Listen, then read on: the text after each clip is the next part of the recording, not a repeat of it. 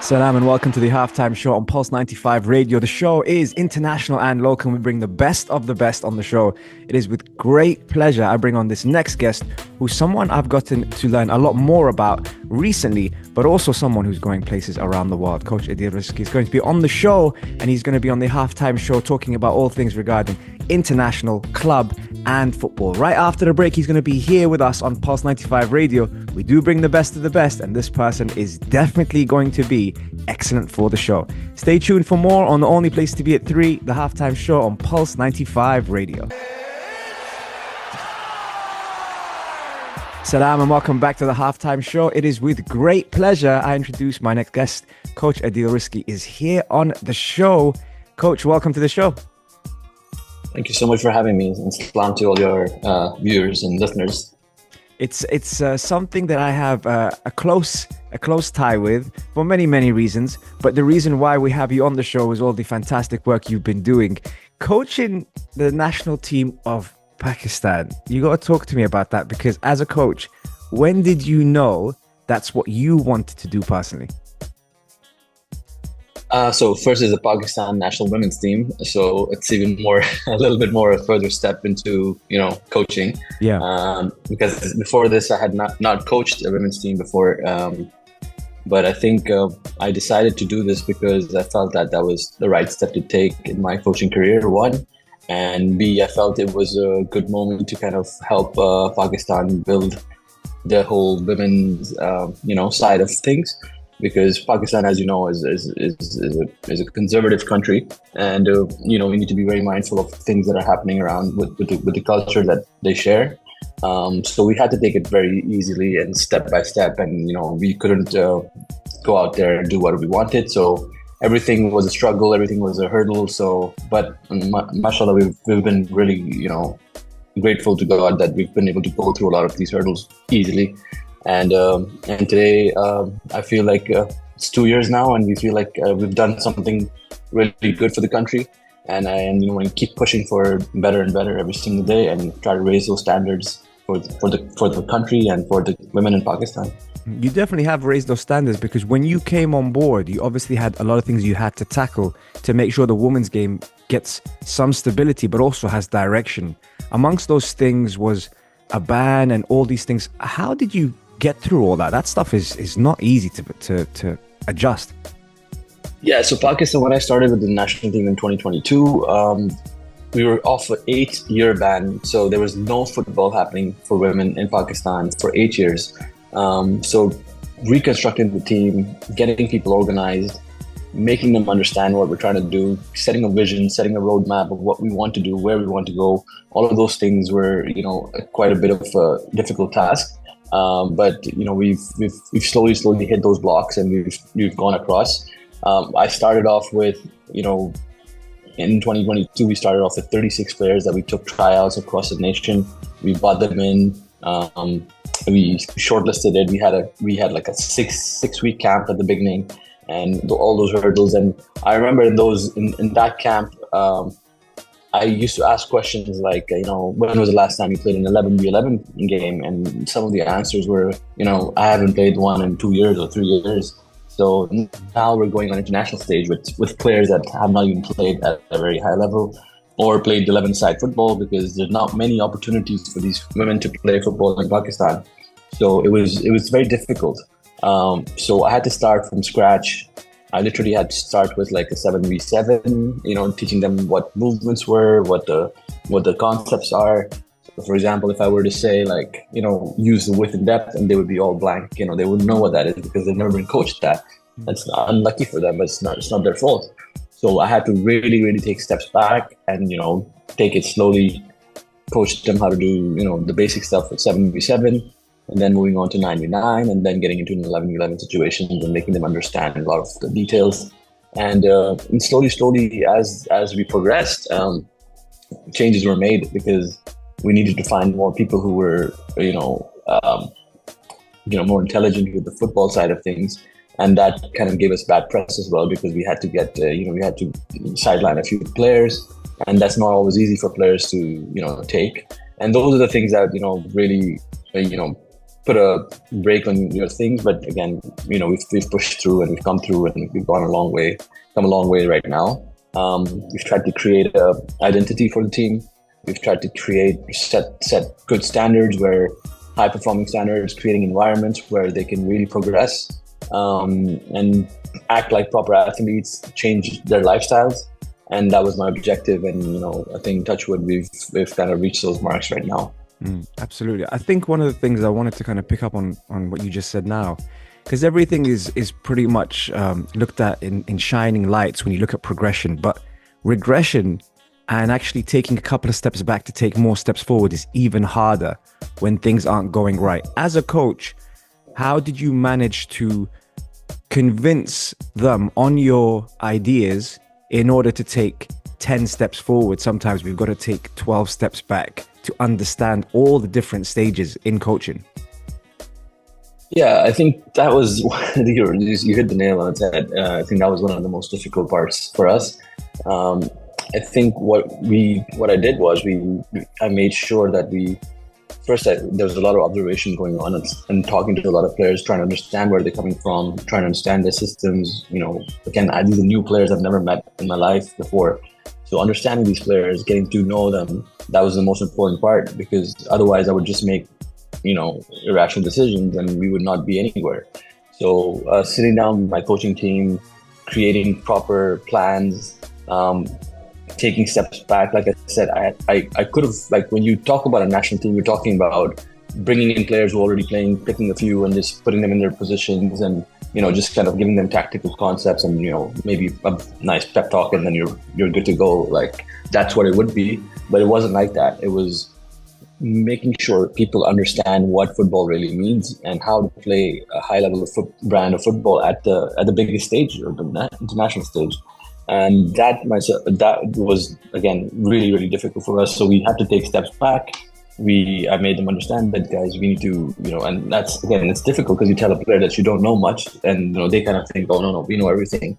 But that's the battle that we had to fight. But again, a lot of classroom sessions, a lot of conceptual meetings, a lot of tactics, a lot of pulling back and showing them the small-sided games and making sure they're understanding those details. Again, a lot of technical things that I wouldn't like to do, but I had to do those things because they were technically not sound. So we had to really, really get into details on those technical abilities that they needed to have to be able to play. And again, we're still not, I don't think that we're a complete product from anywhere, but there's a lot more to go. But we keep pushing, and that's how making sure our periodization plans are different. So for example, again, I guess I would say that the first camp that we came in, we had tons and tons of injuries. And that was because they had never had that intensity in their life. They had never seen it. So putting them through those things, again, it might seem a little, mean or whatever you can call it from a coach, but, knowing where we had to be, I had to put them through those intense moments to be able to perform. And yeah, there were a lot of injuries in the beginning, a lot of, sometimes we trained with only 10 players or 8 players because, half the squad was sitting on the bench because they couldn't play. We had 3 physios who were treating these guys, so stuff like that. But again, I think just conceptually, we had to really pull back and tell them that, guys, this is if you want to play the modern day game, it has to be a lot higher. So we have to go back to go forward again. Very insightful. That was just the first segment here with Coach Adeel. But you know what? There's a lot more coming after the break on the only place to be at 3, the halftime show on Pulse 95 Radio. Salam and welcome to the halftime show. Selfishly, I love talking football. I know it's great to talk football with Coach Adeel because for the information and for the coaches out there that really think it's a doddle, when you realize the obstacles that one coach has to face, not just with the club team, but with the whole nation, there is so much that goes behind it. And for that's why I really wanted to get him on the show. Coach, before we took the break, we were talking about environment, and that in itself, creating the right environment as a coach, is super key. In international football, you don't have as much time or the day-to-day that you need to have with the players to get your message across. How important is it to create the right environment for the players to flourish at? At any stage in football, any stage. And whether you talk about grassroots, whether you talk about, the highest level, whether it's Champions League football, whatever you want to call it, environment is everything. Without a proper or good environment, you cannot expect your players to go through or progress and thrive. So creating a good environment is everything in football, and that's something that people take it too lightly. And I think that's something that I try to focus on. And again, I've made mistakes as well, so it's not like we haven't really made any mistakes. But the idea is always to create a proper environment so that they can flourish. So mentally, physically, emotionally, they're in the right mind to be able to play those games and perform at the highest level. And those are things that we really, really need to focus on. And so for me, what I did was, again, like if I were talking about my first time that I started with the team, again, there were some, there were a lot of mistakes that we made. And honestly, we did. I mean, there's nothing wrong in admitting those things because we were learning as well. And the second time we were much better.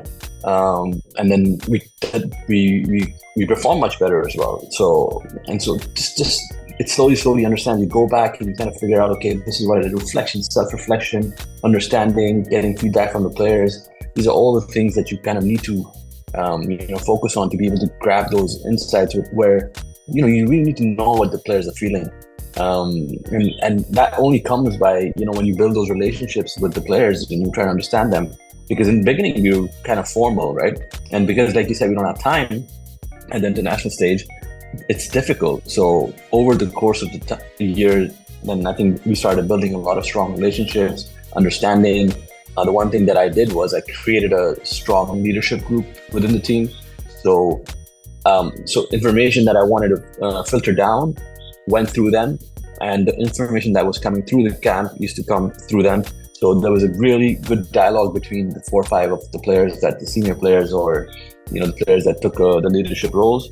We created a little group where we talk freely, openly about what exactly is the mood in the camp, and how can we fix it, and how can we make it better. So those are the things that we kept pushing, and again, training sessions, whether it's related to if players need a break, if players need to go out, take go to the beach or something. I don't know, something. We just come up with things where we can help them, especially mentally. With women's football, I think there's a lot of emotion, a lot of mental challenges that we face. So making sure to keep those things on track is very important for us. From the mental challenges, you mentioned that, especially in the women's game, but also in the men's game, there's always things that as coaches we face. How have you managed to kind of take a step back, disconnect, and then almost enter when you need to with your leadership group to be able to kind of really get the best out of them? Yeah, so what we do is we basically, for me, I think, again, having a strong personnel at the highest, at the top level is very important for me. So having a nice, solid vice captain, having a nice, solid captain is critical to your team. I know at international level, people keep changing these things around, but since we were a new team, we didn't know how things are going to be. It's very difficult to relate to these girls that were part of the team. We had to choose the correct vice captain to be able to get through. And I think, mashallah, we've done that. And through that, we've been able to execute a lot of things. So I knew exactly when I needed to step away from the situation, because this was something that was the player situation. And if I left it, they would deal with it better than me interjecting and kind of overshadowing or putting pressure or applying any sort of things that would not be the right thing. And there were situations where, again, I did things like that, and didn't work out well. So again, over the course of the time, realizing really quickly, okay, this is what the captain needs to sort out, and this is what I need to sort out. So we split the decisions, we split the tasks, and we take it like that. So, and just understanding the players, where they're coming from, is very critical. And every environment is different. If I'm coaching a men's team in Europe, it's going to be different. If I'm coaching a men's team or 14-year-old team in Brazil, it's going to be very different. Mm-hmm. So making sure that we understand the players is critical, because the game is all about the players. It's not about you and me. It's not about the federation. It's not about anything else. It's about the players. So it's for the players and by the players. So that's my philosophy that I want to stick to. and everything kind of works within that. I was just going to ask you, would you have treated the situation different had it been a men's team? No, I think I would have stuck to the same principles because I feel, again, this is something that we need to understand. I think the men's game is different. But again, people are people. They have the same emotions. They have feelings. So we have to be mindful of that. And understanding those things are important because I want my players to be open to me. I don't want them to be closed. Like I can be that person who's like, okay, no, don't talk to me. Let's talk about it. Let's deliver the goods. No, because I have such limited time, I need to understand them even more because I don't have time to understand them. So I have to do everything really quickly. So those relationships need to be built quickly and understanding them. So in a men's team, I would assume I would do exactly the same. That captain you have is not bad, is she? Yeah, no, she isn't. She's a good one. Yeah. We're going to take a quick break and we'll be right back with more fantastic content with the man himself, Coach Adeel. We'll be right back after this break. Salam and welcome back to the Halftime Show. If you do miss the show, don't worry. Catch all of our episodes on Apple, Spotify, SoundCloud if you like a podcast. Or if you prefer the visual, head over to our YouTube channel, Pulse 95 Radio. And we have the best of the best around the world, internationally and locally. And this man himself has demonstrated that absolutely after the first two segments. And on the third segment, I'm going to now step away from the national team because I like to pick his brain offline that you guys don't know, the listeners here. Coach Adeel and myself do have conversations about football, and I have to say to you that I am very, very fortunate enough to be able to bounce ideas off him, especially with his experience. Let's talk, Coach Adeel, about the modern day player, right? Okay, now a lot has been made of this. We're not talking about Pakistan now. We're talking about the bracket, the modern day player. What is it that you look for in the modern day player? Again, I think a lot of the players have ability, right? So every player that we talk about at the highest level has ability. It's the ambition, the attitude, the desire, the hunger, and the mental strength, and the football intelligence is something that I really, really look for. And if you don't find that in a player, you can have a lot of same type of players. Everybody can, score, play with their left foot, dribble with the right foot, cross, whatever. They can all do the same things.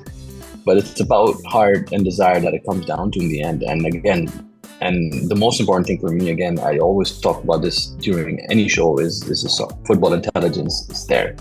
So, what I like to see in my players or see in modern day player is purposeful football.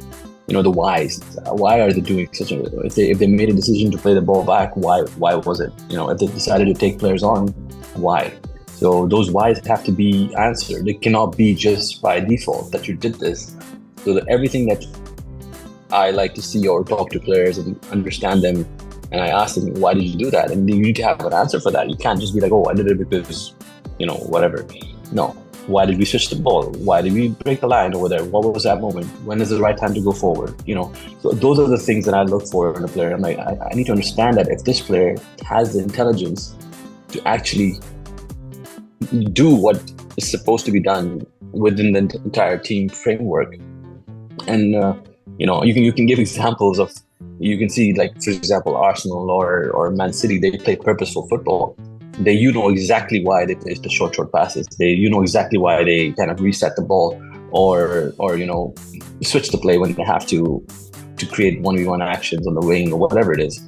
And then you have the likes of Man United at the moment, which are just it's all sporadic, and those are things that happen. And you can change the coach 15 times if you like, but it boils down to what kind of players you have. Of course, the coach makes a big difference, but it boils down to what kind of players we have, and that player needs to have the football intelligence and the IQ on the field of why we're doing things. With the statement that hard work beats talent when talent doesn't work hard, how many times have you had to face that when assessing a player?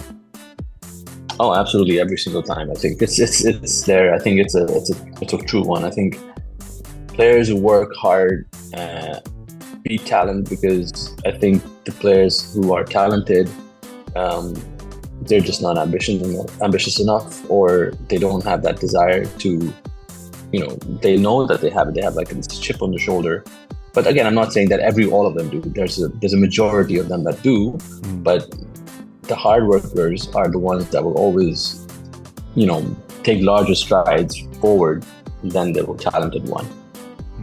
And so many situations. With coaches, something that I see a lot is a lot of people saying, well, coaches are killing the creative side of the game. But obviously in a system, you have to have a certain level of creativity versus tactical discipline. How important is it to be able to allow the player to flourish in the tactical system, but still have the creativity to express themselves? That is, again, you've said it correctly. I think that is, having that balance is the most important thing. I think coaches these days do take away the creativity from the players, but understanding for the players when is the right time to be creative, where on the field, the position-wise or situation-wise, when can you be creative and when can you be that person that you want to be, is very important. For example, final third.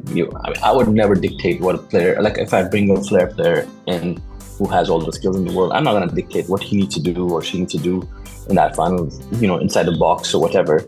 That's their game. They need to have some freedom over there. But I could talk about, okay, this is how we're going to get to that area. That's yours then. You can do whatever you like over there, but just be yourself. That's where the money maker is, right? You need to make money over there, guys. So just do what you have to do. This is why I brought you in. I will fix this part. You go do your thing up front, right? Or whatever it is. So again, when we talk about creativity, we usually talk about people taking players on, doing things which are, other than the normal things that they do. So, imagine, you're a center back doing something like that inside your own half. You would be pretty annoyed by it. So coaches try to dictate that a little bit. But I do believe this inside in the middle third or in the final third, you should allow them to do things that they need to do and be creative and find solutions, basically. For me, being creative is to find solutions on the field in tight spaces, in situations where they can get better and better. That's what it is. That's what I feel. And earlier, again, the geek in me is someone that wanted to ask you questions about notational analysis and the periodization that you were speaking about. And when we talk about number 10s or we talk about creative players in half spaces, finding that, how much of that is reliant on you showing them clips of previous players or people in situations for them to at least have it in their brain to process if they're in that position? Yeah, I think you can give them examples, you can show them what you expect from them. But at the end of the day, it's the players who can do it themselves. I cannot coach creativity, I'll be honest. I can teach them ball mastery and stuff like that, but at the end of the day, they need to figure out that and find that solution. So you design your training sessions where you create those situations again and again and again, but actually coaching that creativity is impossible. Like just having that the creativity inside the one. Okay, I can't tell a player you should be doing this to beat this guy. They need to know, it comes from within, right? So those are the things that we need to allow to happen. But as coaches, you create situations where you know that this situation is going to happen in the game 15 times or 10 times. So you kind of create that and you allow the player to, be wrong, mess up a few times. Then they'll come to the conclusion and they'll find their own solution, and then they figure it out. And on match day, you'll see that situation happen again, and you hope for the best that they will be able to get out of that.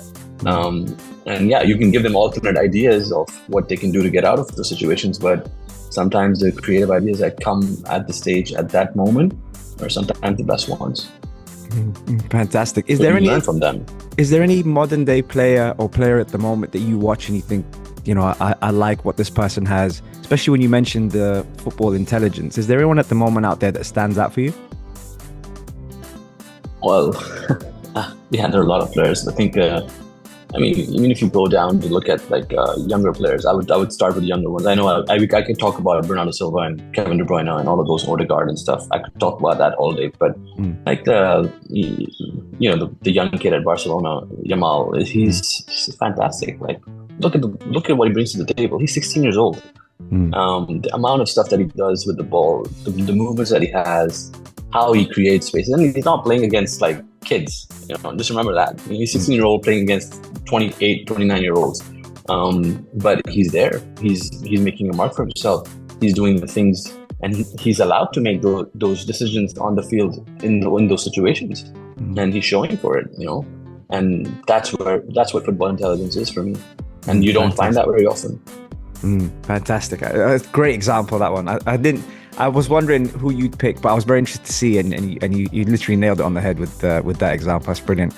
We're going to take a quick break, and we have one final segment. I can't believe the show is almost over with Coach Adeel. We're having a good time here on Pulse 95 Radio. We'll see you right after this for the last segment. Salam and welcome back to the halftime show. I can't believe it's almost full time, but selfishly, I've had a great time. So I'm sure you guys have had too. Coach Adeel is here on the show. From notational analysis to periodization to the modern day player to what it takes to build a national team.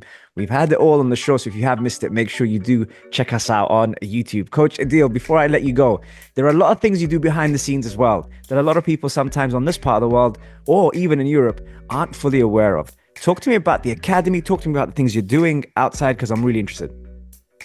So, when I moved back from Canada in 2021, I started my own club in Pakistan, and it's called Karachi City Football Club, which has it's based out of Karachi, and it has about 5 academies or satellite centers, if you want to call it. And we coach kids across Karachi in different locations so that it's reachable to everybody.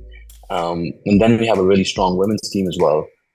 From which we've developed some national team players as well. But mostly the idea is to provide good. It's a recreational program. I'm not going to make it sound like it's a elite program. It is recreational at the moment. We work with numbers. We want to make sure that people have the love for the game.